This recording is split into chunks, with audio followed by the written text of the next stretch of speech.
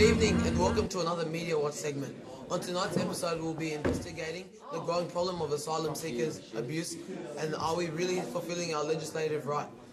On this special we'll be talking to Alexander Parks, and he'll be talking in depth about the origins of asylum seekers and giving us a perspective change.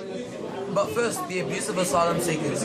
On January the 22nd, the ABC reported the mistreatment of asylum seekers by the Australian Navy through a 7:30 report.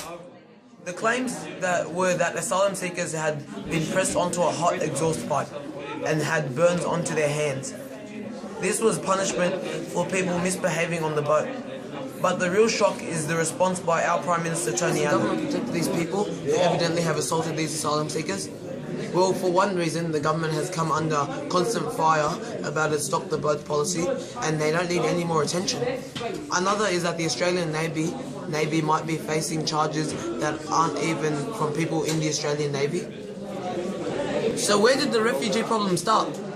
Here's Alex with the special. These asylum seekers come to Australia.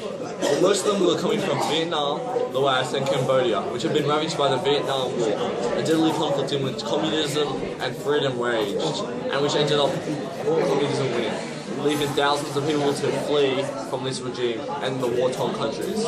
Australia had just got rid of the White Australian policy, which prevented Asian migration to Australia.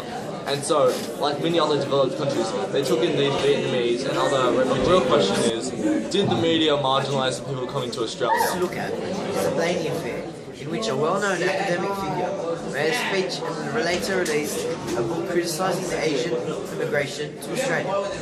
His views were to slow Asian immigration and effectively make a white Australia.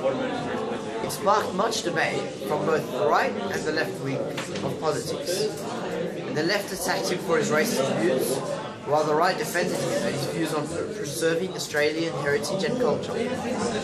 A portion of the Australians would support his views, but it showed that immigration was a hot topic back then as well. The refugees not being marginalised during the 70s and 80s was how they changed the culture and fabric of Australian society and were accepted into it.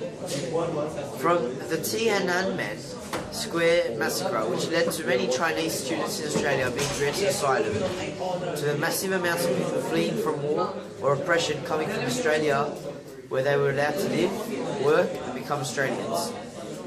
This is in sharp contrast to, for example, Julia Gillard's no advantage policy, which prevented asylum seekers from working and being forced to be independent from the dole. Nowadays, being tough on illegal immigrants is what gets voted instead of more important issues. The evidence shows that Australia has become harsher to the people coming to this country, not becoming more multicultural. That draws our Media Watch segment to an end. Thank you very much for tuning in, and tune in next week for another revealing episode of Media Watch.